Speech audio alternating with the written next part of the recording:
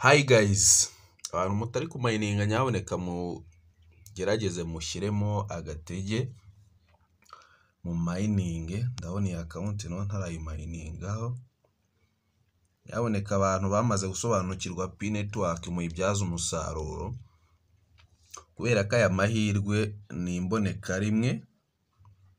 Wenda mu minsi iri imbere wajya uvuga ati Pi network nyamara nari mfite uburyo bwo kuyibyaza umusaruro cyangwa kuyimayininga ariko ntibyakunda. Ariko nanone bisaba guhozaho, bisaba umwanya. Urabona ko account zimwe na zimwe izi account eshatu zahawe KYC, urabona ko nazipasinze.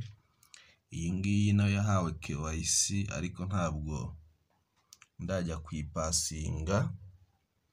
Raza kunsaba ko njya gushaka umuntu ibaruyeho tuyikorere KYC nayo ive mu nzira. Abantu bamenye Pi network mbere cyangwa bazi ibyari byo bazayikuramo akantu gasobanutse. Ngira ngo iri ni isomo ruma mugomba gukuramo cyangwa kwiga.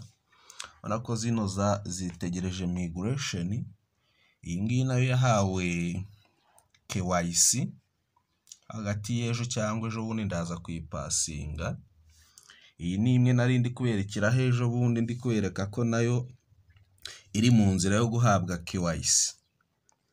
Iyi ni imwe nari ndi kuberekeraho video ejo bundi, ndi kwereka ko ari akantu karimo kagira ute kazenguruka. Ngira ngo muri kukabona kariyo kari kuzenguruka. Rero biba bisobanuye ko KYC ugiye kuyihabwa mu minsi iri buze kuza. Rero nkuko nabibabwiye muri video yabanje, abantu bamenye Pi network mugerageze muyiprofite muyibyaza umusaruro. Si byiza ko wazavuga ati namenye Pi network ngo narayimenye ngo mfite n'amahirwe yo kuyimayininga ngo sinabyitaho. Reka n'ubu ngubu fatiranya amahirwe aracyahari. Wenda ushobora kugura nk'udutelefoni 3 cyangwa 2 ukaba washyiramo imyirondoro ya muzehe wawe cyangwa mukecuru wawe, kubera ko bo ntibaba babikozwa, ntibaba banabikora. Ariko ushyizemo imyirondoro yiwe yahabwa KYC ukajya kuyimukorera cyangwa ukayikoreramo, ntacyo biba bitwaye. Utu ni utuntu tw'ubwenge mba ndi kubibira cyangwa ndi kubahereza nk'abantu mukurikira Mbarusha Mining TV. Ibintu mugerageze mubyiteho. Ngira ngo Pi network ro murabona ko umuntu yagerageje kuyitegura cyangwa umuntu aba birimo neza kamayiningira ku gihe. Niryo banga rya mbere, nta bindi. Ama KYC yo izi konte ko muzibona izi eshatu zifite KYC. Iyi ngiyi nayo irayitegereje nkuko nari ndi kubibabwira, tegereje gupasinga KYC. Ntabwo ari Pi network gusa hano kuri Mbarusha Mining dukora, nkuko njya nkunda kubibabwira, yaba za Seria network, yaba za Ruby network, zose tuba tuzifite kubera ko tuzi ikintu gishobora kuzavamo mu minsi iri imbere. Umuntu agerageza kugira ute kubitegura hakiri kare. Ahangaha mukuremo isomo rikomeye cyane ku bantu mukora projet cyangwa mukora mining. Mining iyo uyikoze neza ubona nk'amafaranga. Bitandukanye na kwa kundi ushaka kuzahura n'umuntu mu minsi iri imbere ukajya wibaza ahantu yakuye amafaranga bikagucanga. Bisaba gutegura, ni umushinga urawutegura ugakora ibintu bizima kandi ukabibona nk'amafaranga.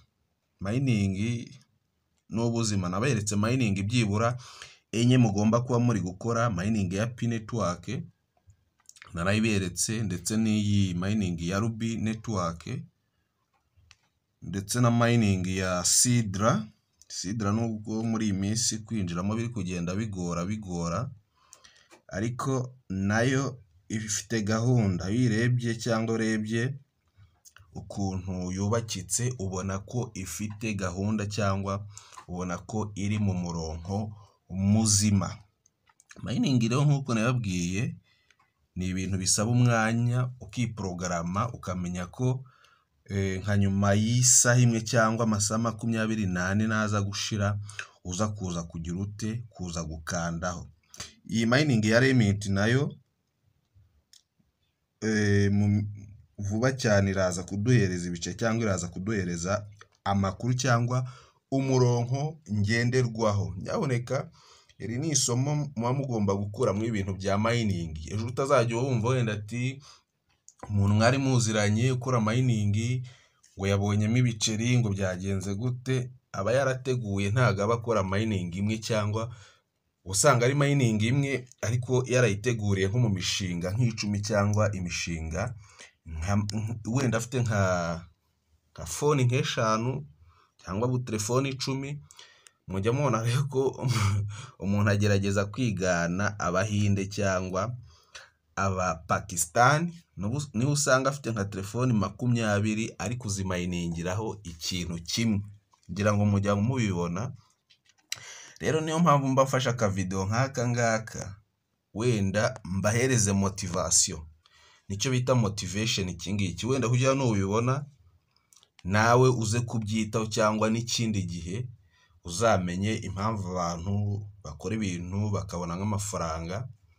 Uzamenye impamvu abantu usanga wenda mukora ibintu bimwe ariko ugasanga income ziri difference cyangwa ziratandukanye.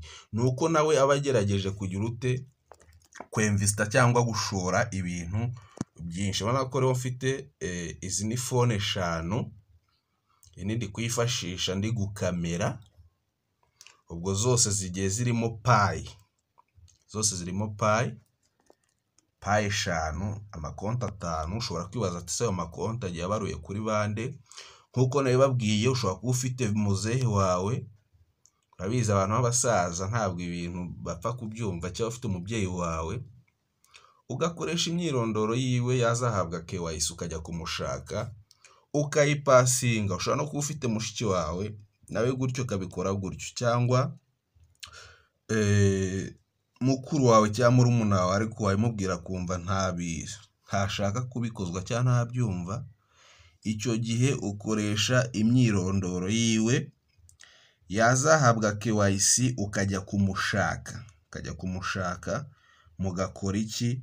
Mugashyiramo imyirondoro. Ku bantu bamayininze Seria network nayo, ngira ngo mwabonye ko gutanga wallet address byatangiye ejo bundi ku bantu bazi Connexe. Ngira ngo muri kwibona aka kandi impamvu mba ngakoze harimo isomo. Muba mugomba gukuramo isomo ku bantu mukurikira Mbarusha Mining TV. Nta kintu ngemba ngomba kubahisha.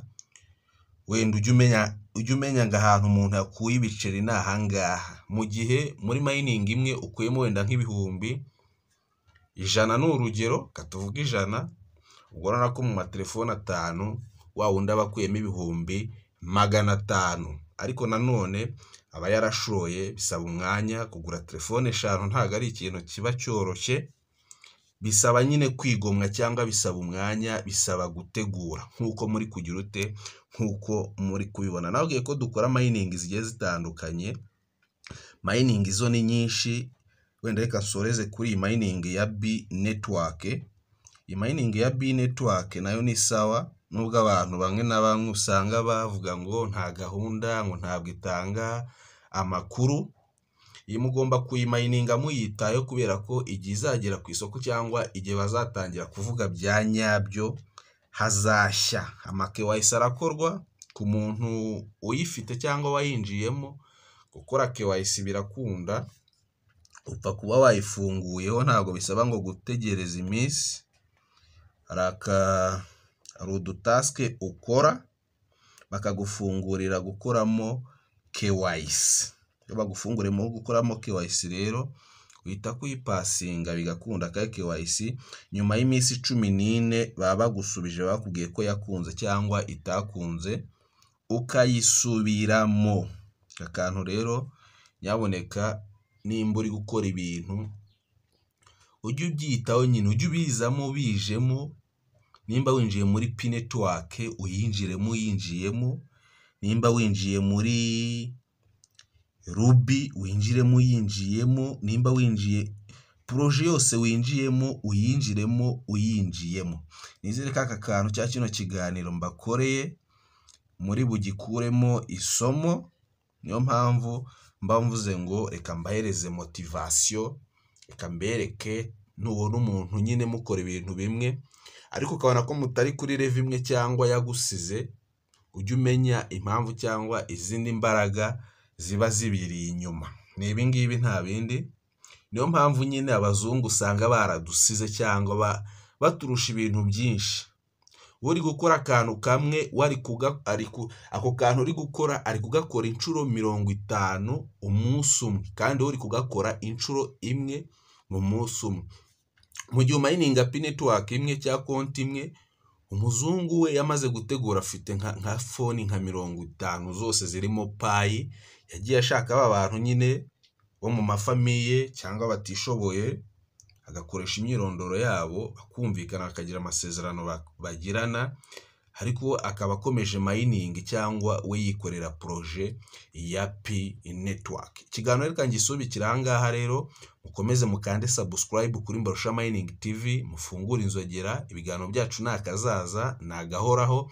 Igihe cyose tubonye update y'ingenzi, amakuru y'ingenzi, amakuru yagira icyo afasha umupayiniya, ayo makuru tuyabahera ku gihe, tuyabahera mu bantu ba mbere, mukamenya ibiri gutrendinga muri industry ya cryptocurrency. Ciao ciao, ndabakunda cyane.